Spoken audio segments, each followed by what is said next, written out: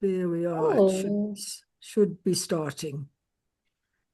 Okay. Welcome, Michelle. Michelle has been a neuro practitioner for what's it, 14 years now. And it I was, met yeah, I her when felt I very did old the when I course. counted the other day. Yeah. And I met her when I did the course at the beginning of the year of the inclusion toolkit. And it was really extremely helpful. And I think you're all going to enjoy the talk. I believe it's going to be about 45 minutes. And I think we will still have a few minutes at the end when we can ask you questions directly, I hope, Michelle. And Yes. in the meantime, if you have any questions, maybe put them in the chat and Michelle can have a look at those at the end and attend to those as well. Okay, I think we're going to learn a lot. And I think in Montessori circles, we always say we must follow the child. And I think what I've learned from Michelle is that we can trust all children, whether they're neurotypical or neurodiverse. Trust them and follow them, and we will see amazing results. So let's get going. Thank you, Michelle, for being our guest speaker tonight. Thank you for having me, Sean. Yeah, there's quite a few more names here than I expected to see, and it's actually really lovely to see some familiar names. Um, yeah, I was so excited to see your name pop up, Poppy. Okay, please bear with me. It's been a little while since I used Zoom. So I'm going to share my screen and hopefully all goes well. Yay, look at me. Um, as Sean said, please, I way prefer more conversational type things. So if you have questions, I'm really looking forward to being able to chat them through. Um, please, if you feel a little bit shy about popping your camera on and speaking at the end, maybe type them in the chat box as you go along, and hopefully you get through those. Um, I am going to start with a quick reminder, please, just to make sure that you're all on mute. Um, as Sean said, I've been working in neurodiversity for the past 14 years, which was quite a shocking number when I did the calculations. And I have a lot of friends who work in the space and who work in education as well. And recently, a friend came up to me. We've chatted through since then, and she doesn't mind me using her name. So Jess came to me and she said, um, Mish, my little girl Kai she's about 4 years old now. And she is in a classroom that is inclusive. So there are lots of neurodivergent, or lots of neurotypical kids and a couple of neurodivergent children in there. And one of them is a little autistic boy. She came to me and she said, Miss, he's started or Kai started copying this little guy's stim. It's like she's doing this thing with her hands, and she's seen Jess said she'd seen this little boy doing that, and Kai's doing this now around the house as well. And she was very, very concerned. She said, Surely, if my child's going to come home doing all of these funny things, that the child shouldn't be in the classroom because then my child can see what's going on." And I was quite shocked because Jess and I have been friends for a long time, and we've spoken through many things. And she also works in an education space, so it was very, very shocking to me. And we chatted through a couple of things, and my first question, I said to her, "Well, is Kai doing this in a mean way? Is she mocking him?" She said, "No, there's nothing malicious going on here." Um, Great, awesome. And is this waving getting in the way of anything? No, she's just doing it every now and then. So I said to her, okay, well, Jess, and why do we have a problem here? And she said, no, because it doesn't look normal. And that's okay. That is a conversation over the last 14 years that I've had with many, many parents, um, parents of neurotypical kids, as well as some autistic kids, parents of autistic kids. Um, and parents themselves have said, well, they're picking up other children's STEMs. So today we're going to talk a little bit about how this came to be and the type of learning environment that we're hoping to create for our learners that is accepting for all of them. And the benefits that come from us leading the way and creating those kinds of environments. As Sean said, I have been working in ASD particularly for about 10 years, generalized a little bit more as it's become more of more of an appropriate way to frame things as working in neurodivergence. I've worked one-on-one with some children. In fact, it's been a while since I got to do that. And Sean, I was very lucky to have the opportunity to visit Sean this week and get some time to spend one-on-one with a little boy, which was such a nice reminder as to why I love the work that I do. Anyway, so I've worked one-on-one, I've worked in school settings, helping set up certain inclusive environments. And I have also supported teachers where they have one of our learners has come into their classroom. So that's been over the years. And now I work in a training space in particular, where I'm hoping that from this format, we get to touch more and more teachers and engage them and encourage them to create inclusive environments within their own spaces. So that's just a little bit about me. Let's go back to neurodiversity. So I imagine that many of you are here, you've heard the term neurodiversity. And I just want to run through what that actually means for those of you who are a little bit unsure, because it does feel like it's become a little bit of a buzzword. But what I really love about it is that it's made things way more inclusive. And it has set up a thinking paradigm where we're thinking about just different brains, just different ways of people's brains being, rather than kind of othering people. So neurodiversity really just means it's how brains work. Okay, we have a diverse array of the way our different brains work. Many of us, a lot of the population is neurotypical, meaning their brains work kind of as the majority does. Then what else is included under the neurodiversity umbrella includes ADHD, which is a term I'm sure most of you here have heard. Your ASD, so your autism spectrum disorder, or autism spectrum condition, we're slowly moving towards calling it. Dyslexia, dyspraxia, anxiety, depression, bipolar, really just any different type of way a brain can be falls under the neurodiversity umbrella. And when we think about it like that, and we just think about the amount of people on this call, I actually didn't get a chance to do a count, but I can be, in fact, I'm 100% confident that there is neurodivergence on this call. So the term neurodivergent means different from the typical. So like I said, we're including all of these diagnoses or all of these different ways of brains being. And at least 15% of children at the moment meet the criteria for neurodivergence. So I don't know if we are looking majority at teachers on this group or if there's a lot of parents here, but you can guarantee that in a class of about 20, 25, that there's 3 to 4 minimum neurodivergent people in the classroom.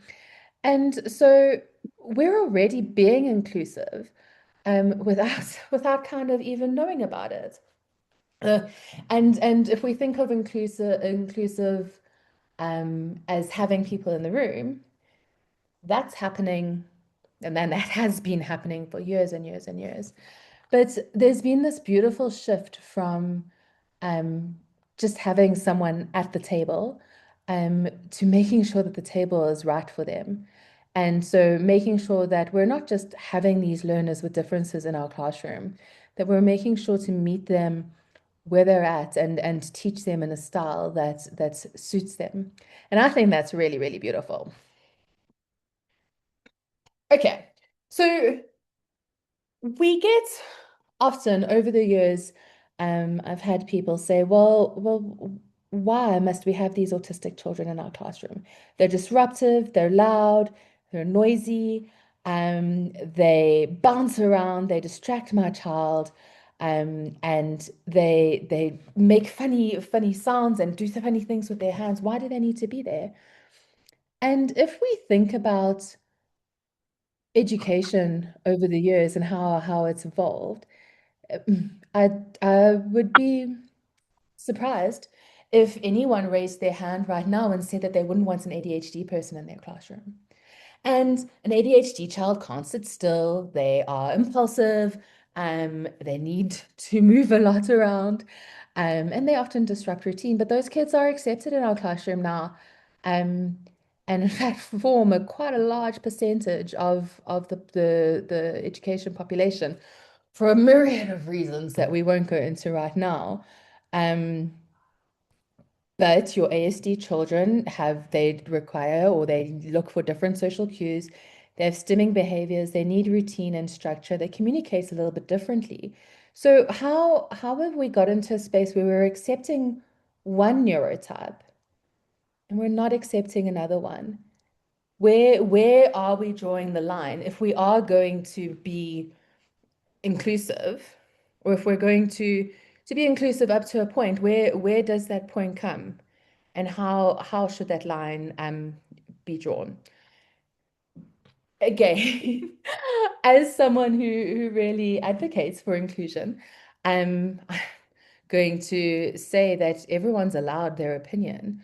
I just hope that we can frame it in a way that you can explain why and where that line is drawn. And I'm really hopeful that as we end this conversation that or as I end the conversation or my part of the conversation, that we can move to a space where we're chatting a little bit more about or chatting a bit about what your thoughts are around this. Okay, so let's circle back to Jess and to Kai and a little boy in her class and talk about what stimming is. Really, really hopeful that this video,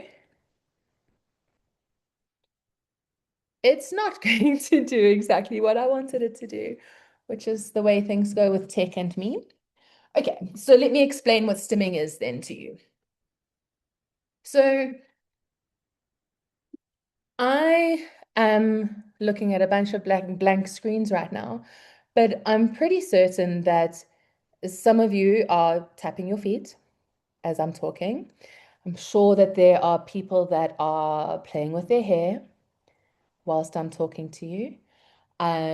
Someone might be biting their nails, someone might be sucking on a sweetie, some people might be massaging their face and holding their head like this. All of that is stimming. It's all looking for sensory input. We are sensory human beings. We live and we gather information from our senses. So every single one of us are a sensory being. Autistic people and neurodivergent people in general, they require a little bit more input to soothe their nervous system. And so the stimming very often becomes a lot more visible. And that's all it really is. Is it harmful? 9 times out of 10, no. Um, that's not to say that it's not been that I've not had cases where a child's stim is picking to the point that they bleed. Yes, that's when we're going to intervene. Or banging their heads, that's when we're going to intervene, and that's when we're going to adapt and help them change the behavior. We're not going to stop that behavior off completely because it is, as I said, it's a need. It's a sensory seeking need. They're looking for input, but we're going to reshape that behavior. And we would only get involved in adapting a stim if it is the child is hurting themselves, if the stim is interrupting their learning. So, for example, a child that is consistently flapping when they're meant to be doing tabletop work, that's when we would try and get involved and reshape some things by perhaps offering the child a way for them to get input, the same input that they're looking for at specific times of the day. Um, and is that child, lastly, quite importantly, especially in the inclusive space, is that child disrupting other children? So, many STEMs are movement based, but some children or some neurodivergent people do have verbal STEMs. And I've told the story to Sean before, about a little girl that I used to work with, and she had a verbal STEM. Um, Not super disruptive, so it wasn't vocal, but she would hum. So when it was time, she was in a mainstream school. I think she was in about grade 2 at this stage. When it was time for tabletop work, her tables had been it was a mainstream typical school, for want of a better word. So not a Montessori school, basically. So her tables were all in groups, and when it was time for her to do her work, while she was concentrating, she would hum. So if I come at this from the thought process that everyone needs to stim and that everyone's stims are okay and it's not disrupting her learning, that would be one thing. But it got to the point where the kids in her class were complaining about Shauna's about her humming. And so it got to a stage where she was getting quite isolated and quite frustrated because the kids started by complaining to the teachers, but then they started telling her to shush, and it actually got quite nasty. So in that case, we had to also step in and help reshape that stim for her. Um, Out of interest, it turned out that she was doing this verbal stim, but she was looking for auditory input. And so we just supported her by offering her earphones that were playing music while she was doing her work. Absolutely fine. So a stim is a behavior, it's a visible thing. And human beings are designed to be social. And in social settings, very often we look for cues and we copy and we adapt our behaviors to match the people around us. So our thinking was within this conversation with Jess and about her little girl, remember the girl that was copying the stim of the other little boy, was that Kai had decided that she wanted to be friends with this little guy, and this was how she was going to connect with him, which I think is pretty cool, especially at that age. And it was a way that seemed to us that she had um, found a little way, a little portal into this little guy's world. And it was a couple of weeks ago, and they're still hanging out at playtime now, which is really cool. And Kai no longer is flapping, which from her mom's perspective was also really, really cool. Okay, so let's talk about these inclusive classrooms because these are questions that I've had it's had over and over again over the years, particularly as we start actively including neurodivergent children in the classroom. And when I say that, I mean putting up the tools that those children need overtly in the classroom. In a number of those cases, we've had conversations with parents, meetings, said you're going to be seeing some different things in the classroom as the term goes forward. And these are the reasons why. We've got a couple of children with brain differences in the classroom and they need different things. So these are some of the questions that have come up.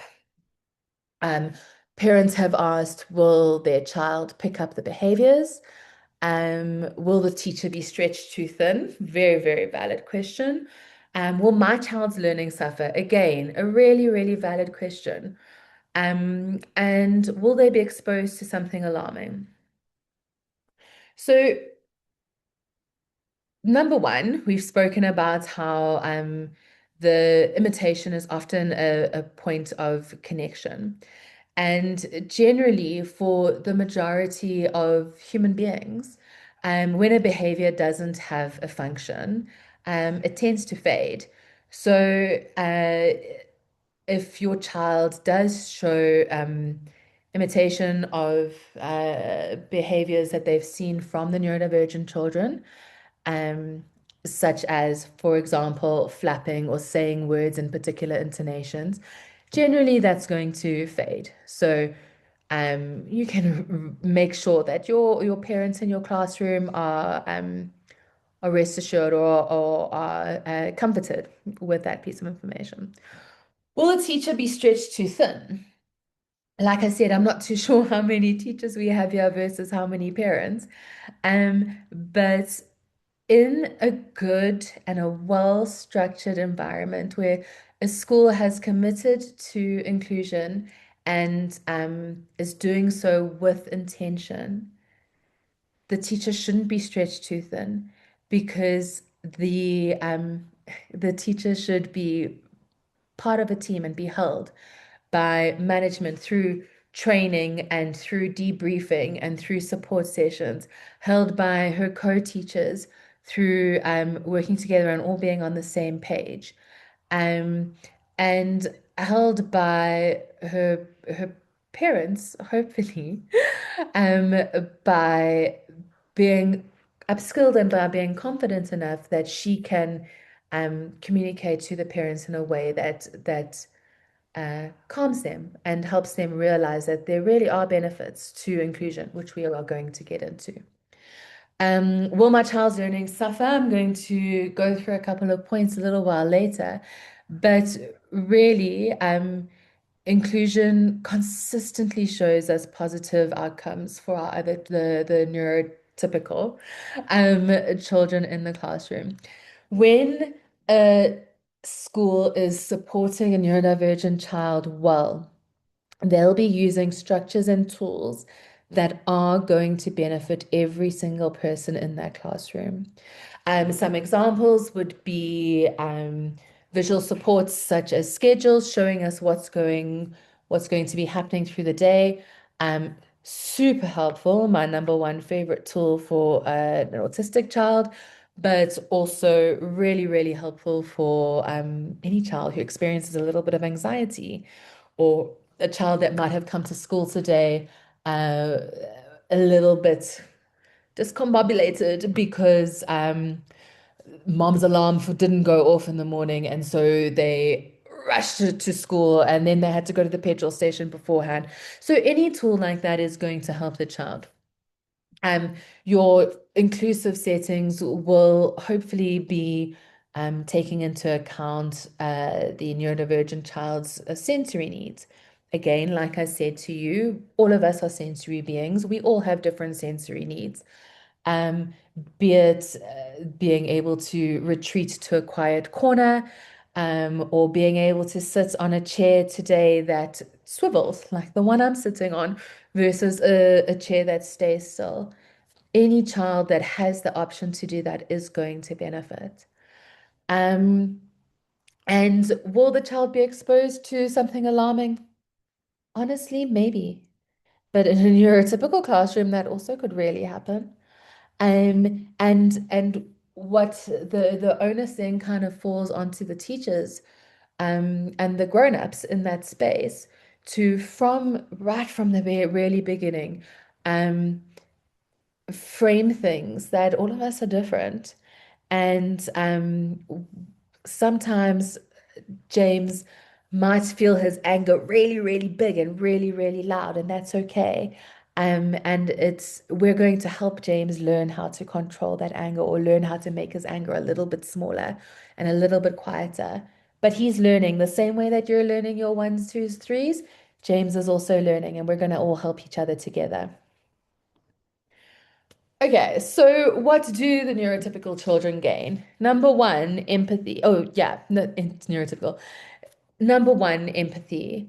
You are not going to have children, hopefully, if your teaching team has set it up and models the empathy correctly, or in a way that I hope grown-ups would in this sort of setting, your children are going to mirror that, and they're going to learn empathy and learn to step in and learn to help wherever possible. And that's going to last way beyond that year or two that that child is in the same learning group with that neurodivergent child. Social confidence. We live in a world that is different. Children that go to schools that are inclusive and are being exposed to a variety of neurotypes are being prepared for when they move on into the workspace or their community, um, where they're going to, remember, 15%, guys, where they're going to encounter different brain types and people with different needs. Let's give our children the foundation tools from early on, and let them practice that at school as well. Um, Again, adaptability. Uh, our children are going to encounter neurodivergent children. If we can um, set up spaces where they are exposed to having to engage with people in different manner, um, in a supported way, in a classroom where teachers are understanding that Sarah might need to learn a little bit or might need to practice a little bit more patience with James, then let's do that.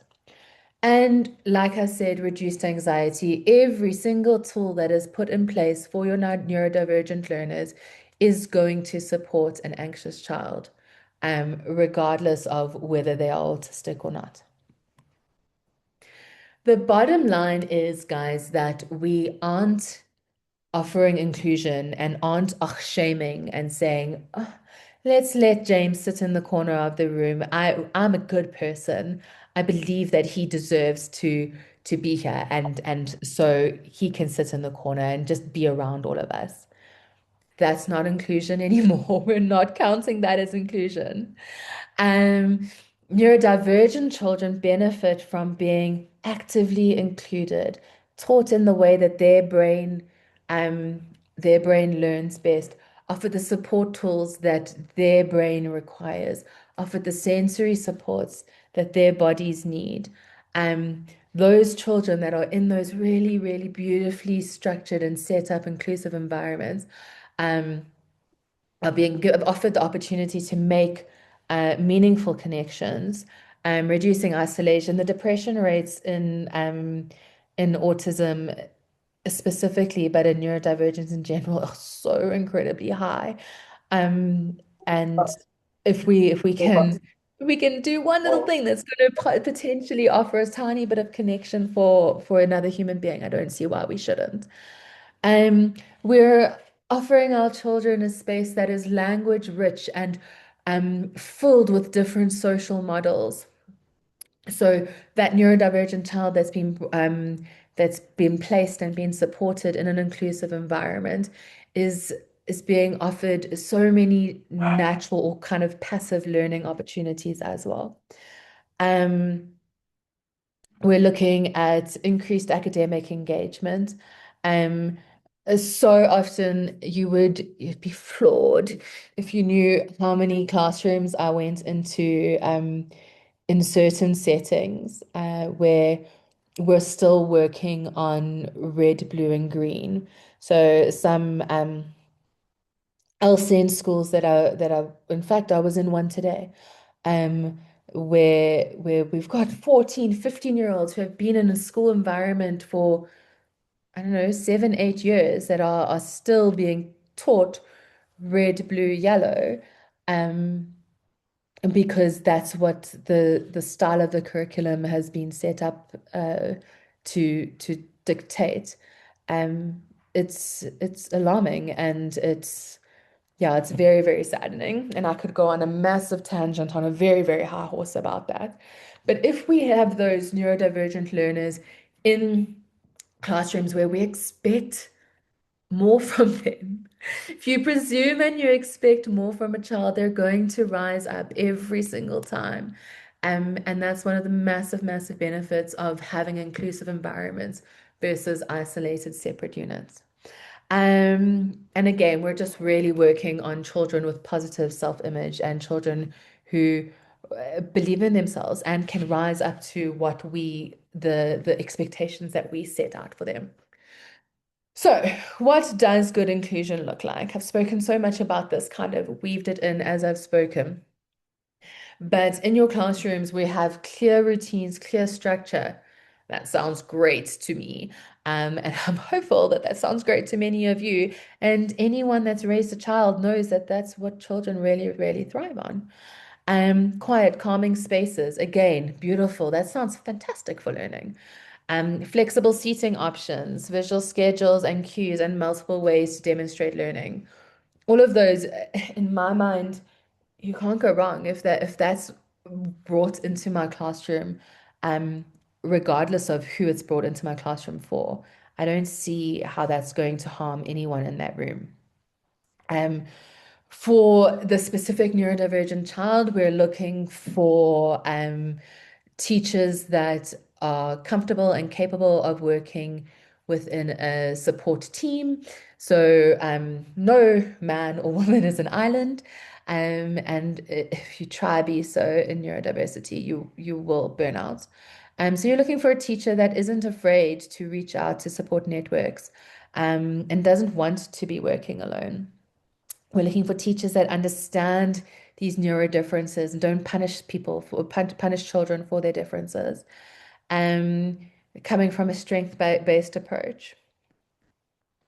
And I I'm going to go on and on and on and highlight really that there are very, very few, and I would actually love for someone to point one out to me if they can, downsides to having neurodivergent children in a well-supported, well-structured environment.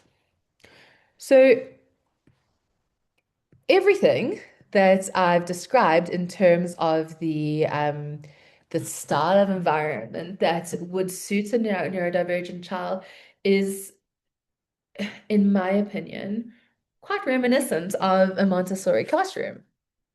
I've had over the last couple months the opportunity to spend a little bit more time than I have throughout my career in Montessori classrooms, and so also seen different styles of Montessori and different Montessori setups.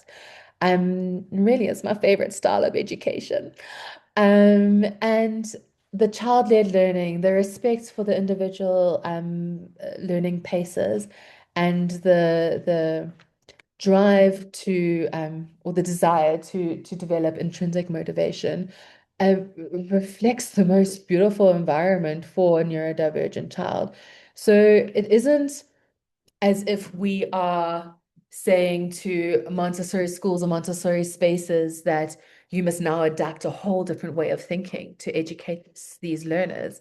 In my mind, it's a logical extension, and I would be surprised if it hasn't been happening over the last several decades anyway. Now it's just got a name and a little bit more intention.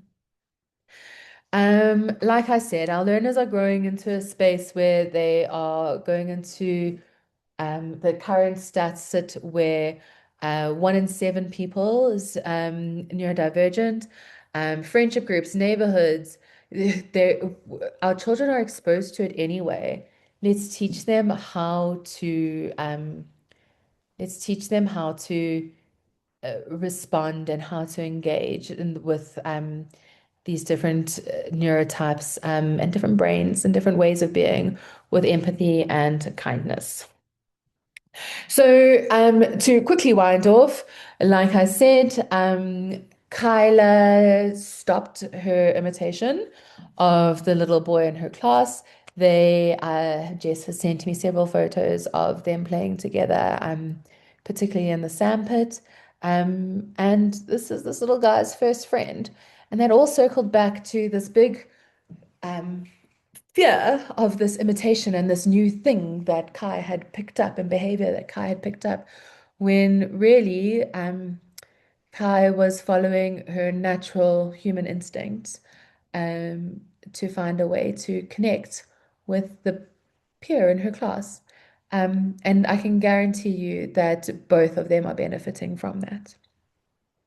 So to end off, um, you are, I am really, really hopeful that at least one person has framed or changed their way of thinking into a space where, okay, cool, inclusion is beneficial to not only the neurodivergent child, but the neurotypical kids as well.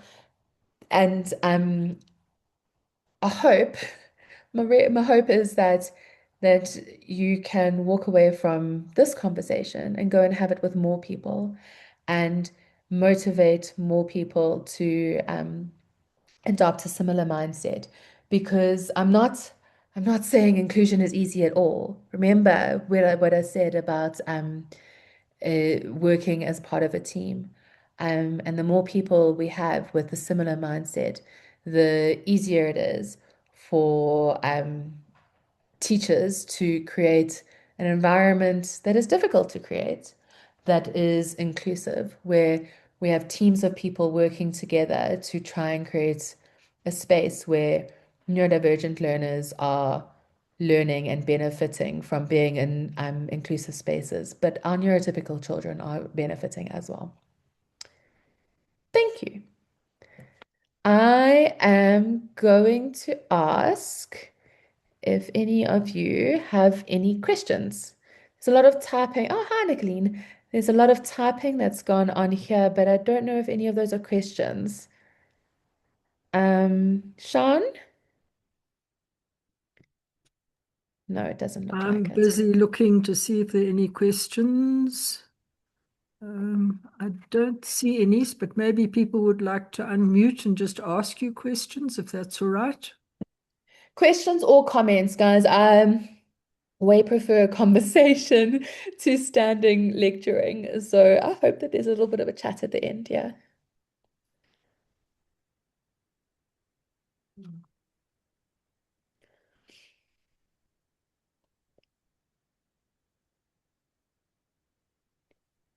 Nicolene, yay! And I'm not surprised.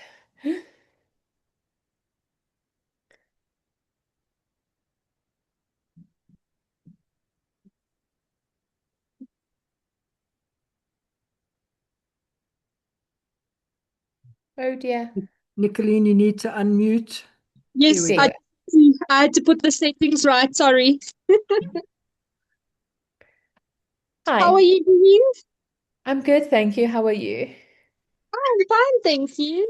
That's So, good. I've got some good news I can share since doing the course with you as well.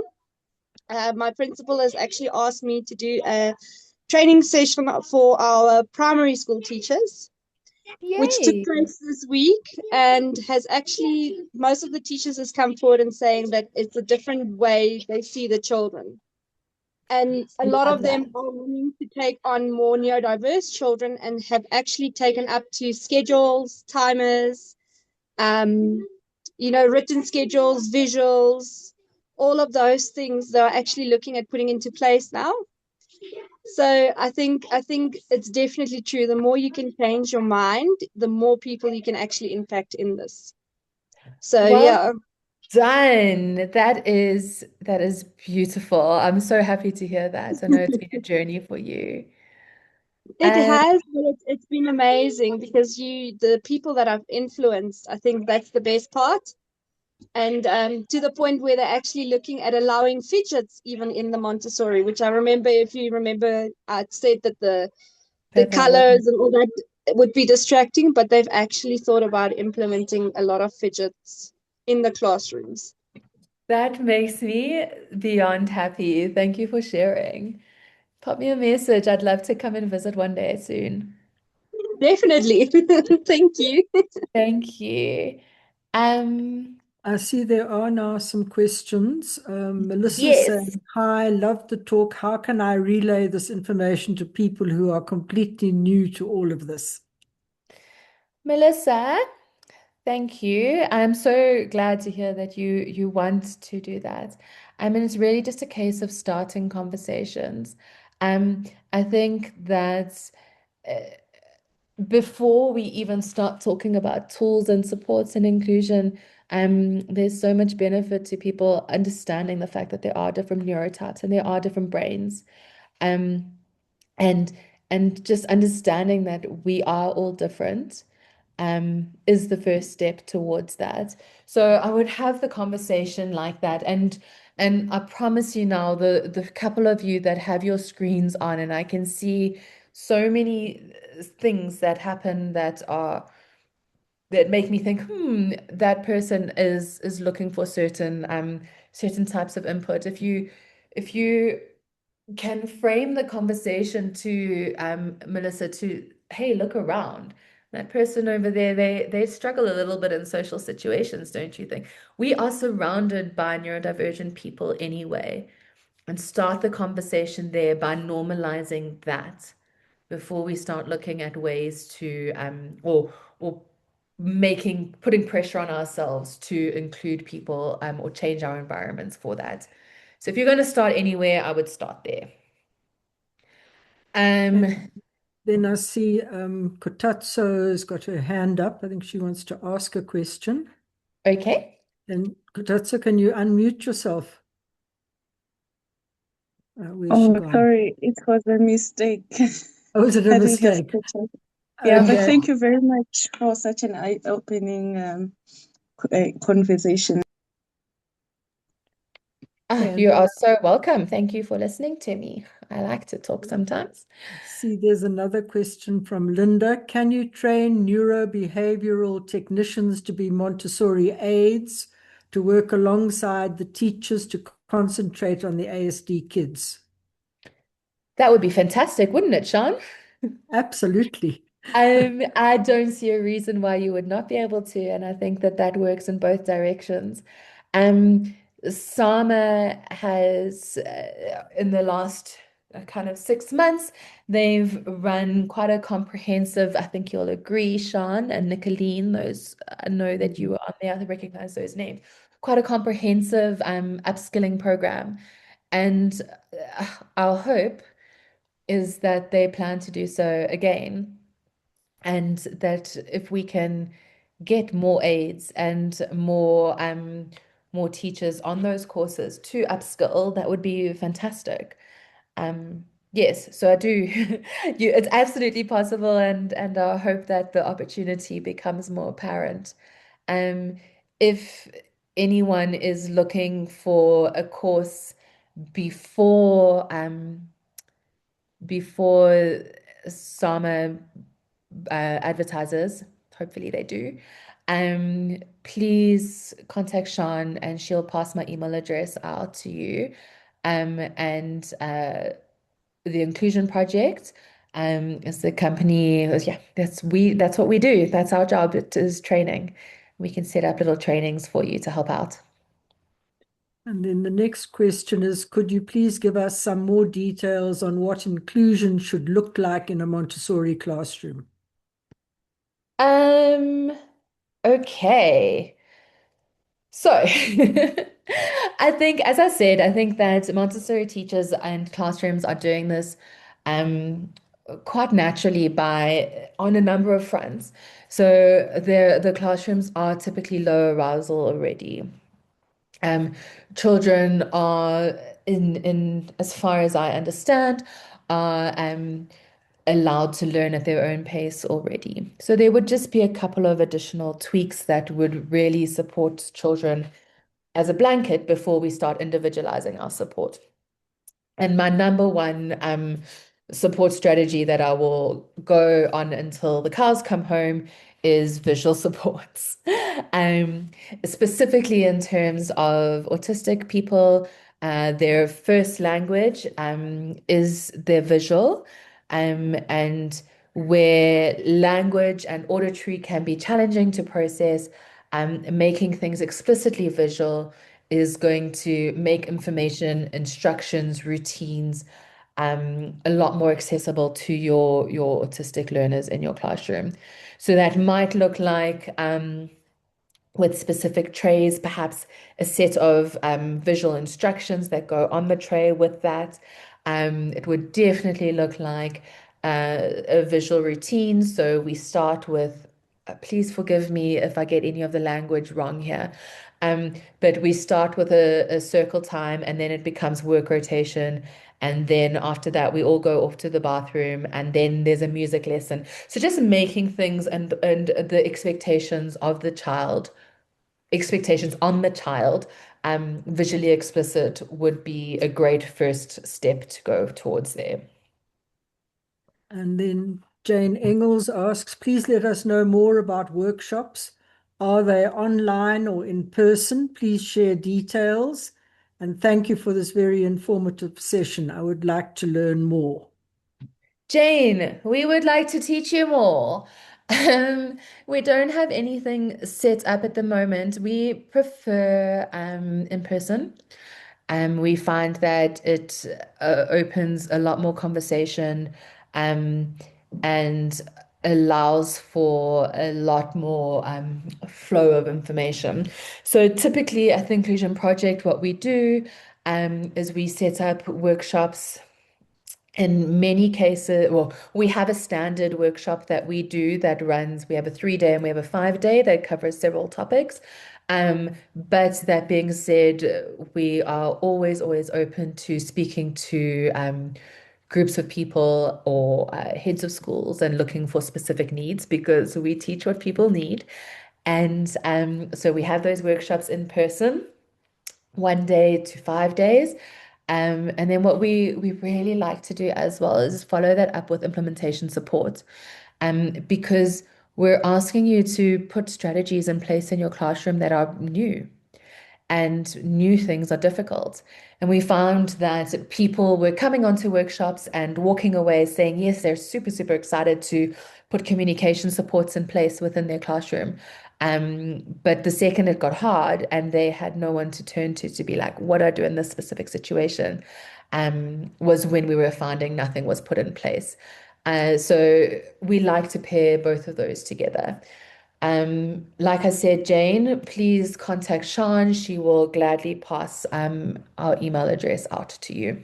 Super. Thank you, And Michelle. then the next You're thing welcome. is from Pragasi.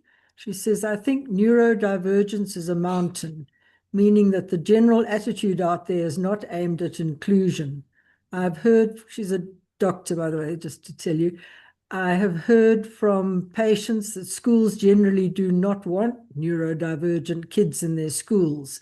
The attitude is to medicate, and children are not assessed properly. Before you know it, your child is placed on methylphenidate with no proper diagnosis or assessment. I don't think you stop at schools. I think more parents need to be educated that the immediate reaction is not to medicate it away. 100% agree with absolutely every word you've had to say there, Pragasti. Yeah, you will know, and I will say it out loud here to every other person, that there is no medication for autism. There are some medications that will support parts of or support some needs, medical needs, that autistic children or autistic people may be experiencing, but there is no single medication for autism, and that frustrates parents a lot. And I think the desire, or the burning desire to medicate, is because it's hard. It's hard to watch a neurodivergent child, especially an unsupported one, going through the world. And I think parents are so often isolated, especially in South African culture, and not able to or not encouraged and supported by their communities. And so they take these things on alone, and they're really, really desperate for some quick fix. And so they look for the pills and take the pills, or they do the horrifically, there have been schools where this has happened quite often. I'm not quite often, quite it's quite a severe case. They do the bleach enemas, or they have kids taking specific promise cure-all supplements. It comes out of desperation. Sadia has her hand up. Hi, good evening. Sorry, I'm going to just switch on and off because I don't look as nice as you. Thank you.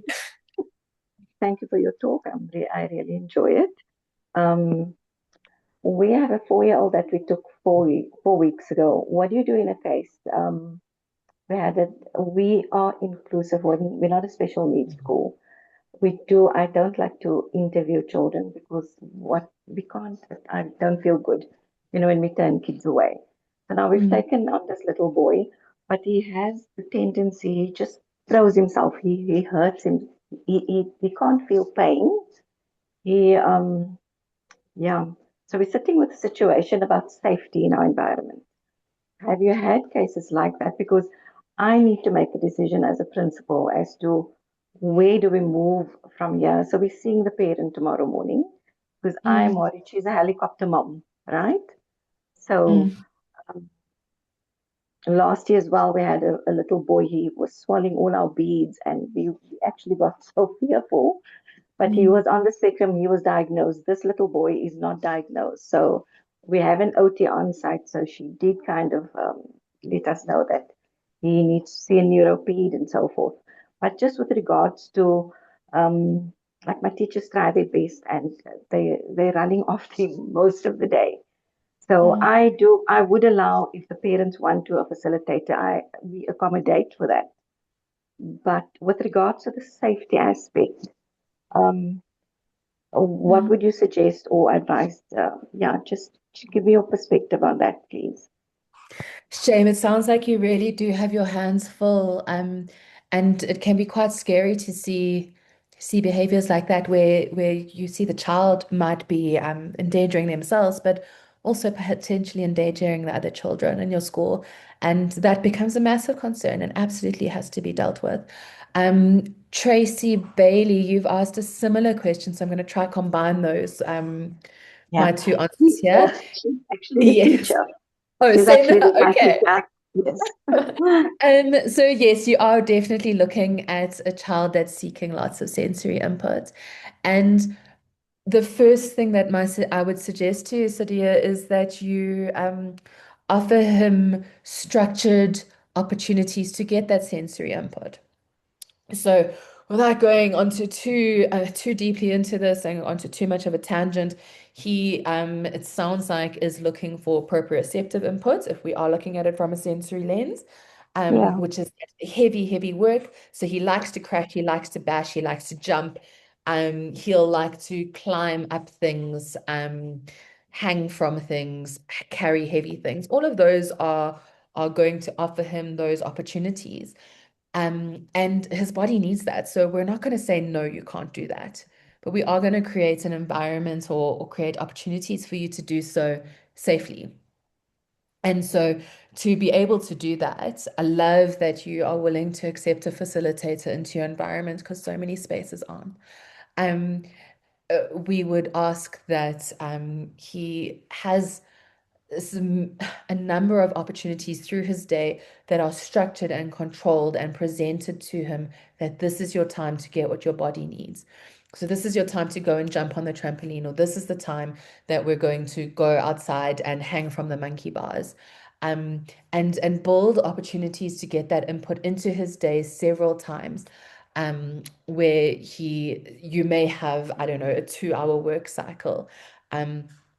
Let him go right before his work cycle for at half an hour intervals throughout, so that he's doing so and getting the input that he's seeking in a safe manner. Does that sound doable, Sadia?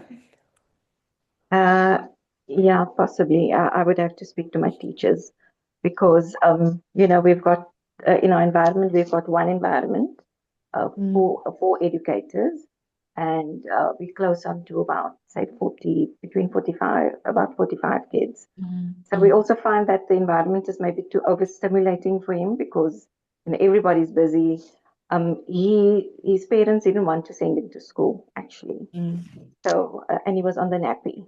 So he's got, my OT said he can't feel, there's something, anyway, you will know the terms. I can't remember the terms that she used. But I need to advise the parent because I am very concerned about the fact that, he will end up hurting himself. And in the process, also, he hits the teachers. Yeah, pulls their hair. It's a bit. And we've got other kids that are on the spectrum in the classroom, and they see the OT and they say, and they are making progress. But obviously, we are working with the parent. This is a new parent, and she is a helicopter mom. It's probably going to be a bit difficult to chat to her, but yeah. So I'm going to say something that's not going to make it easier for you, but might help you reframe something a little bit, yeah. Neurodivergence is genetic so largely, and it's what makes our jobs so very hard, is that we're dealing not only with neurodivergent learners and neurodivergent children, but we're dealing with neurodivergent parents as well. She says, I know that. Is your OT SI trained? Pardon?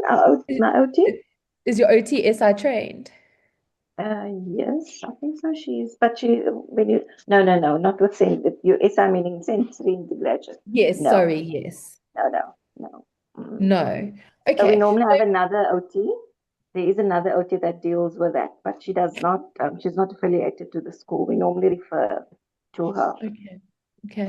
I would strongly encourage mom to get him into SIOT, sensory integration OT. Okay. Parents are very often a lot more accepting of that referral than a neuroped. Okay. And so it can be a good way to start for him to be getting his needs met whilst mom goes through the journey that she will go on to accept a diagnosis. Okay. Thank you. Sorry, I don't want to keep the others up, but thanks for your advice. I see there's a question from Linda. Please share information for the next course.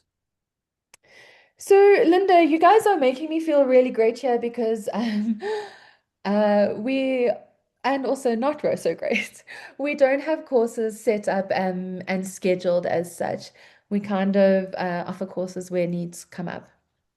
So, like I said, if you pop a mail and ask for a course, or ask to just send an email so that we have your email address. The next time there's a course within your area, we will email you, and hopefully you'll be able to join on that specific list. But as it stands right now, we don't have any scheduled courses coming up. And then Daniela asks, do you give talks more on ASD children specifically? How can we find out about these if so? Same answer on the how, Danielle. But yes, ASD forms quite a large chunk of the content on our courses, and we can, if that's what you request, specifically tailor for ASD. We love training on ASD. It's where both my partner and I, the field that we started and the kids that we started working with. So yes, is the answer to that. And you've dealt with Tracy's question. Poppy says, inclusivity is a fundamental part of our school, and we communicate this clearly in our school overview. All parents are informed up front that they can expect neurodivergent children within our environment. The transparency helps to create a culture of understanding, acceptance, and respect, ensuring that all children feel supported and valued. The visual diary is amazing. We have a special section in our school for the visual diaries. I love that, Poppy. So Poppy was one of the Poppy School was one of the first Montessori environments that I supported a child in. So I'm so, so happy to hear that you are still doing such fantastic work, Pops. And then Jenny says, how do you communicate to the group of children that Johnny is on the spectrum, ADHD or whatever, or do you not do this?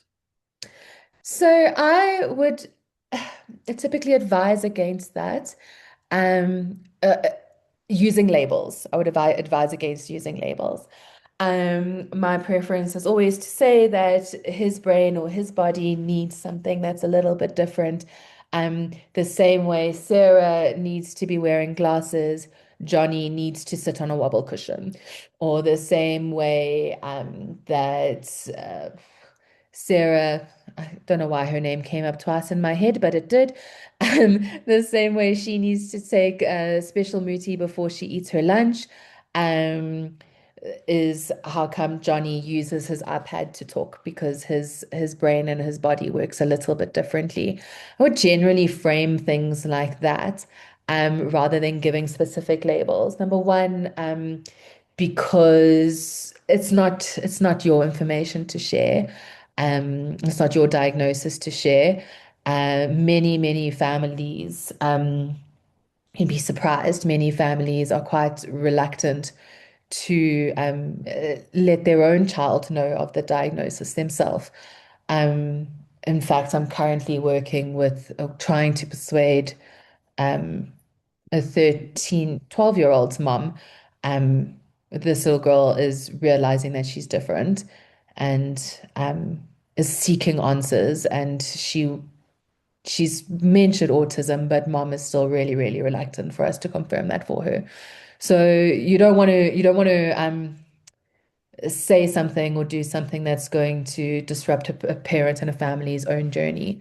But definitely would just frame it as a difference. We have different color skins, we have different colored eyes, and we have different brains. That's all it is. Thanks, Jenny. That seems to be the end of the questions. Thank you so much, Michelle. I just loved listening to you all over again, and um, I hope I can get some more courses from you. And just a little personal story about this inclusion thing. When I just started the school, I was approached whether I would accept a little blind girl. So she wasn't neurodivergent, but she'd been blind from birth. And we took her in, and it was actually amazing to see how the other children took her. They would run, take her hands, and just run with her. And 20 years later, when we had a reunion of the school, she came back to it. And she stood up and said that the happiest years of her whole school career had been at the school because she wasn't treated like a blind child. From Oh, there, that's she beautiful. went to special schools, but with us, she was just one of the children. And she said those were her absolute happiest years. And I think that's what I'd like to aim for with all children, that they feel that they are totally accepted by everybody else. And I mean, the children had no difficulty at all in accepting her. So, being different doesn't mean you can't be accepted, which to me is just so lovely. Different, not less. Mm. Anyway, so I want to just say thank you very much for the talk. I think from the questions, you can see that everybody really enjoyed it and really had lots to ask you. And if you have wanted to get more about Michelle, please drop me an email or put something in the chat quickly with your email address, because I don't have all your email addresses. And I know the last talk we had, somebody just put in the chat, please send me this, that, or the next thing. And I didn't have their email address, so I couldn't send it to them. So please, if you're wanting something, either pop me an email or a WhatsApp or put it in the chat so that I can help you. And I'm sure Michelle will be very happy if we all band together and say to her, come on, Michelle, do a totally online course so that we,